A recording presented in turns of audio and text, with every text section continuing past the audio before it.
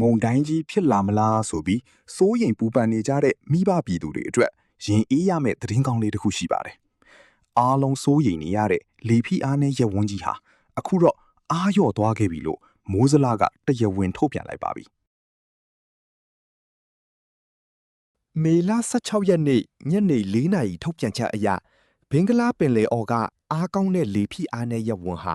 ရိုးရိုးလေဖိအားနည်းရပ်ဝန်းအဖြစ်ကိုပြောင်းလဲသွားတာပါ။ဒါကြောင့်မုန်တိုင်းအန္တရာယ်ကိုလုံးဝစိုးရိမ်စရာမရှိတော့ပါဘူး။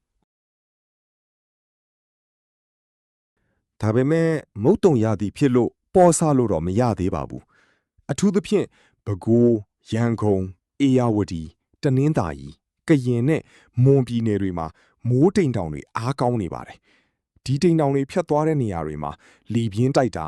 မိုးကြိုးပစ်တာနဲ့မိုးသီးကြွေတာတွေပါဖြစ်နိုင်လို့အထူးသတိပြုရပါမယ်ရန်ကုန်အေရဝတီတနင်္သာရီကရင်နဲ့မွန်ပြည်နယ်တွေမှာ100%မိုးရွာဖို့တည်ကြနေပြီးနေရာကွက်ပြီးမိုးကြီးနိုင်ပါတယ်။နောက်2ရက်အထိလည်းတနင်္သာရီကရင်နဲ့မွန်မှာမိုးဆက်ပိုနေဦးမှာမို့အပြင်းထွက်ရင်ထီးမိုးကာလေးတွေမမေ့ကြပါနဲ့နော်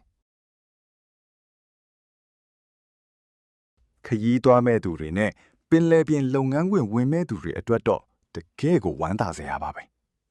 စိတ်ပူနေကြတဲ့မိတ်ဆွေတွေနဲ့မိသားစုဝင်တွေတည်သွားအောင်ဒီဗီဒီယိုလေးကိုအခုပဲ share ပြီးသတင်းကောင်းမျှဝေလိုက်ပါအောင်